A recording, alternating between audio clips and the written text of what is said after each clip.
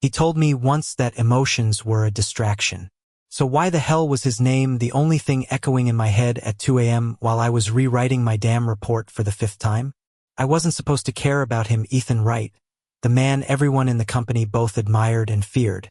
Ruthless, perfectionist, the kind of guy who corrected your grammar while firing you with a smile. And me? Just a regular marketing analyst trying not to spill coffee on my tie during morning briefings. But somewhere between late nights at the office and the quiet moments when his eyes softened without him noticing, admiration turned into something else. Something I couldn't name without ruining everything. The first time we really spoke, was the night the power went out at the firm. Everyone else had gone home. The city outside was drowning in lights, but our floor was pitch black except for the faint glow of his laptop screen. "You're still here," he said without looking up. His tone was calm, clipped, like always. "Yeah," I muttered, pretending to focus on my screen, "trying to fix your edits before the deadline." He finally looked up. "My edits?" "Yes, you tore my report apart this morning. Remember? I didn't tear it apart," he said. "I refined it, right?" I scoffed. "You refined it so much it doesn't even sound like my work anymore." Something flickered in his eyes, irritation, maybe surprise. Then he closed his laptop with a soft click. "Maybe that's because I see your potential," he said, standing up. "You're too good to be average, Daniel." That was the first time he said my name like it mattered. A week later, everything changed. The company announced a major promotion, one position, 2 candidates, Ethan Wright and Daniel Carter. That's when the unspoken war began. Suddenly, every meeting felt like a chess match. Every presentation was a battlefield. I started noticing the way he'd glance at my slides with a smirk, or how he'd accidentally show up early to every client meeting I was supposed to lead. And yet, in between the silent tension and forced smiles, there were these moments, small, fleeting, where his walls cracked. A shared coffee in the break room. The brush of his hand when we reached for the same file. The way he said, "Good job, Carter," under his breath, almost like he regretted it the moment the words left his mouth. It wasn't until the charity gala that everything snapped. The hotel ballroom was all glass and gold, the kind of place where champagne flowed like water and lies wore tuxedos. I just finished my presentation when Ethan approached me, holding 2 glasses of wine. "You were good up there," he said, handing me one. "Good? Coming from you, that's practically a love confession." He smirked. "Don't flatter yourself." We stood by the balcony, overlooking the city. For once, the silence between us wasn't heavy. It was comfortable, warm. "You hate me, don't you?" I asked suddenly. He looked startled. "What makes you think that?" "You treat me like I'm some kind of nuisance," he sighed, running a hand through his hair. "Because I don't know how else to deal with you." "What does that even mean?" He opened his mouth, then stopped. His jaw clenched, eyes darting away. That was when I realized he wasn't angry. He was scared. But before I could say anything, the CEO called him over. And just like that, the moment vanished.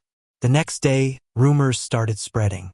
Someone leaked that I'd sabotaged one of Ethan's client files, a missing document, a miscalculated figure, something that cost the firm a small fortune. I didn't do it, but nobody believed me, except him. He found me sitting alone in the break room, staring at the floor. "Carter," he said quietly, "look at me." "I didn't." "I know you didn't do it." "Doesn't matter," I muttered. "They already think I did." "It matters to me." Something in his voice broke me. I finally looked up, and for the first time he didn't look like the confident, unshakable Ethan Wright. He looked human, tired, angry, not at me, but at the situation. "I'll fix this," he said. "I promise." And he did. He stayed late every night, going through months of records, tracing every email, every document. He found the real culprit, one of the senior managers trying to pit us against each other for leverage. When the truth came out, the CEO offered him the promotion. Ethan refused. He walked into my office, his tie loosened, hair a mess, exhaustion written all over his face, and said, "It's yours." I stared at him. "What?" "No, you earned it." He shook his head. I'm tired of fighting you, Daniel. Then don't, I said, my voice low. Fight with me. He froze, eyes wide. For a second, neither of us breathed. Then, slowly, he stepped closer until I could smell the faint scent of his cologne, clean and familiar. You're dangerous, he murmured. You're impossible, I shot back. And then, like gravity finally gave up on pretending, he kissed me. It wasn't gentle. It was raw, desperate months of tension crashing into a single, reckless moment. When he finally pulled back, his forehead rested against mine. I shouldn't have waited this long, he whispered. Yeah, I said softly. You really shouldn't have. We never announced anything. We didn't have to. People talked, of course, whispers in the hallways, lingering stares during meetings, but neither of us cared. At night, when the office lights dimmed and the city hummed below us, we'd stay behind. Sometimes working, sometimes just existing, together. And in those quiet moments, with his hand brushing against mine under the desk, I realized something simple but terrifying. Love doesn't always start with fireworks. Sometimes it starts with rivalry, with friction, with the person you swore you couldn't stand until you couldn't imagine your life without them. The morning after our first kiss, everything felt both impossibly normal and completely changed. The office buzzed with the same noise, the clicking of keyboards, the hum of the air conditioner, the faint ring of phones, but every time I caught Ethan's eyes across the glass conference room, the world tilted a little. He acted like nothing happened, of course, because that's who he was, composed, sharp, a fortress of restraint. But beneath that surface calm, I could see the difference. The way his eyes lingered a moment too long, the way his jaw flexed when I smiled at someone else. And me, I was a mess of contradictions, half terrified, half addicted. When lunch came around, I stayed behind in the office, pretending to finish my report. I thought he'd gone to eat with the executives like usual. But then his reflection appeared on the glass wall next to me. You skipped lunch, he said quietly. I turned. So did you. He leaned against the doorway, arms crossed, his expression unreadable. You can't keep avoiding me. I'm not, I lied. His gaze softened, almost imperceptibly. Daniel, last night was a mistake, I said before he could finish, hating the tremor in my voice. He didn't answer right away. Instead, he stepped into the room, closed the door, and for a moment, the only sound was the faint hum of the city beyond the glass. Then he said, No, it wasn't a mistake, but it changes everything. That night I couldn't sleep. His words replayed over and over in my head, tangled with every glance, every silence, every unspoken thing between us. It changes everything. What did that mean? Was he afraid? Or worse, was he already regretting it? The next day, I walked into work braced for distance. But instead, he surprised me. Coffee? He asked that morning, holding out a cup. My usual oat milk, 2 sugars. He didn't even ask. Trying to bribe me, right? I teased, taking it from him. He smirked, that subtle curve of his mouth that always ruined me. Maybe I just like seeing you smile before 9 a.m. My heart betrayed me before my brain could catch up. Thudded once, hard, against my ribs. And for the first time since everything started, I let myself hope. Weeks passed. We fell into this quiet, careful rhythm, glances across meetings, stolen moments in the elevator, conversations that said more in silence than in words. It was dangerous what we were doing. The firm had strict rules about workplace relationships, and we both knew the risks. But somehow, secrecy made everything more electric. Late nights at the office became our sanctuary. We'd order takeout, pretend to work on separate projects, and end up talking about everything except work. He told me about his childhood in Boston, the pressure of being the golden son, the expectations that choked every dream he had. I told him about mine, the small town that never quite accepted me, the father who still called every girl I dated a good distraction, even when I stopped dating girls altogether. Some nights, he'd sit close enough for our knees to touch under the table. Other nights, he'd keep his distance, his eyes betraying everything his words wouldn't say. And once, When the rain hammered against the windows and thunder echoed across the city, I asked him quietly, "Are you scared?" He looked at me for a long time, then said, "Every damn day." It wasn't all soft glances and stolen touches. Reality had sharp edges. Whispers started spreading. About us. It began with small things, people noticing we stayed late together, that we left the office at the same time. Then came the knowing looks, the subtle questions. And one morning, an email. Anonymous. "You think the company won't notice you're sleeping your way to the top?" My stomach dropped. My hands shook as I deleted it, but the words burned. Ethan found out that afternoon. He stormed into my office, eyes blazing. "Who sent it?" he demanded. "I don't know. Show me." "I deleted it." "Why the hell would you?" He stopped mid-sentence when he saw my expression. His anger melted into something else. "Daniel, I can handle it," I said quietly. He shook his head, stepping closer. "You shouldn't have to." There was a weight in his eyes, then something protective, something fierce. And for the first time, I realized how hard it was for him too. Loving me meant risking everything he built. His reputation, his career, his safety in a world that still whispered cruel things behind closed doors. The storm hit harder than we expected. The HR department called us in. Someone had filed an anonymous complaint about unprofessional behavior between employees. They questioned us separately. I tried to keep my voice steady, tried to pretend everything was fine. But the moment I stepped out of that room, Ethan was waiting for me. "They're suspending the project," he said, voice flat. "Until further notice." My heart sank. The project we'd spent 6 months building, our biggest joint presentation, the one that could define both our careers, gone because of rumors. "It's my fault," I said. "No," he snapped, more harshly than he intended. Then softer, "It's ours. We knew the risks." "But you could have had everything," I said, throat tight. "The promotion, the recognition. I didn't want any of that if it meant losing you." The silence that followed felt like the world pausing. He stepped closer, voice barely above a whisper.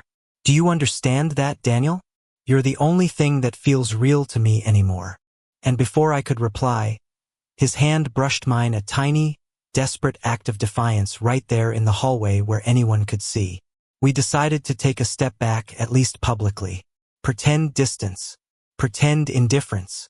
But pretending didn't make it easier. I watched him walk past me in meetings without a glance. I heard him correct me sharply in front of others just to prove there was nothing between us.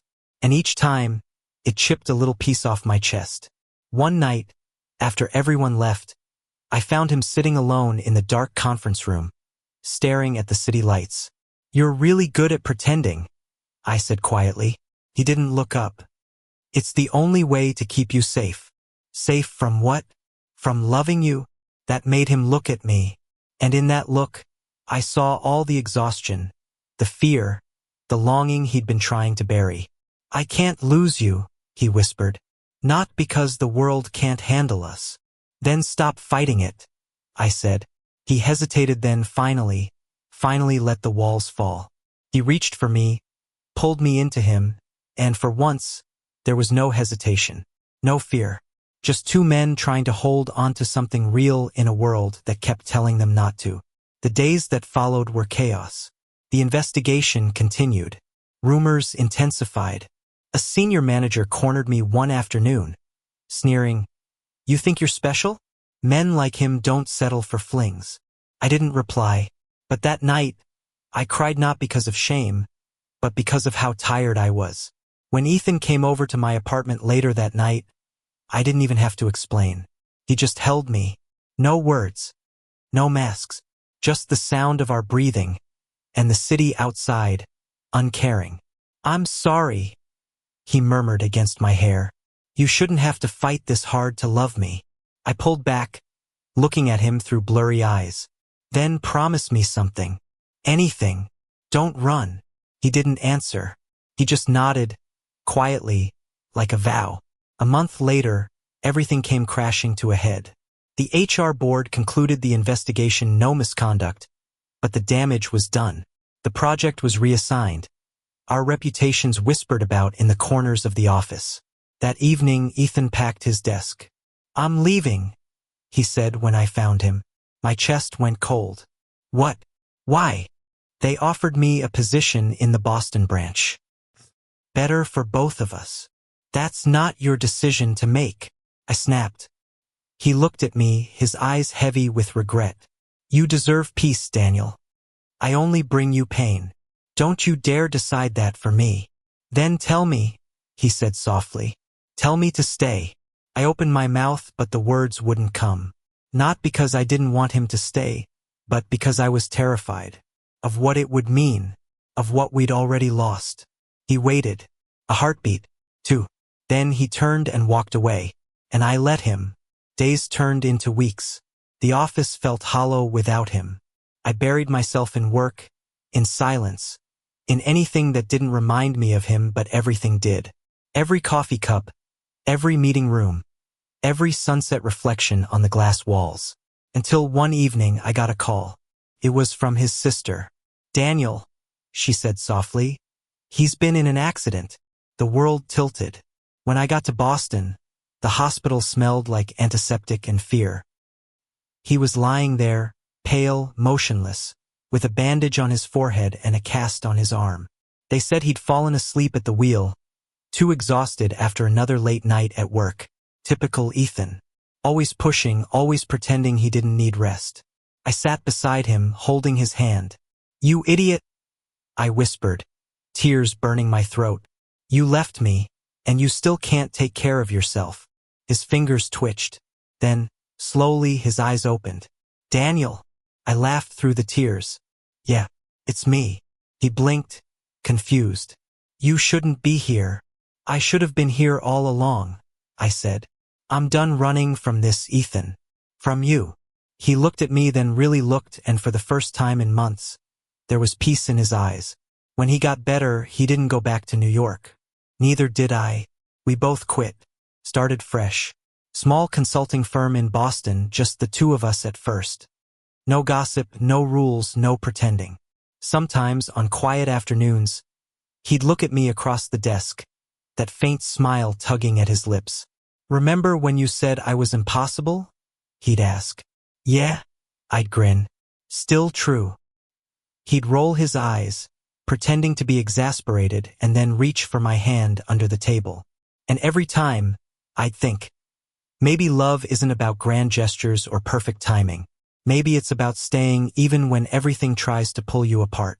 A year later, everything looked different, quieter, simpler, but somehow fuller. The small firm we built together was thriving. We worked from a modest office overlooking Boston Harbor, the kind of place where the sunlight streamed through wide windows in the morning, and we'd drink coffee side by side without worrying who might see. Ethan still wore his perfectionist mask at work, meticulous, exacting, but when the clients left and it was just us, he was softer. He'd loosen his tie, roll up his sleeves, and sit back with that half-smile that never failed to undo me. Some days, I'd catch him staring out at the skyline, lost in thought. "Do you ever miss it?" I asked once, meaning New York, the big firm, the power, the chaos. He shook his head slowly. "Not the noise. Maybe the challenge." Then he looked at me, and his expression changed to small, quiet pride. "But we're building something real here, aren't we?" I smiled. "Yeah, we are." It wasn't all easy. His parents didn't know about us for months. Neither did mine. It wasn't because we were ashamed, we were just tired. Tired of explaining, tired of defending, tired of watching people's eyes change when they realized what we were.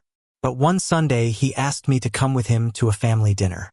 "My mother keeps asking why I've stopped dating," he said, almost sheepish. "I'm done lying to her." So we went. The Wrights lived in a quiet suburb outside Boston, big white house, manicured lawn, every window glowing like a Norman Rockwell painting. His mother hugged him at the door, all warmth and perfume. His father, colder, measured me with polite curiosity. Dinner was awkward, stiff. Conversation circled around work, weather, anything safe, until his mother smiled and said, "So, Daniel, how long have you and Ethan been friends?" Ethan set down his fork. The sound was soft but final.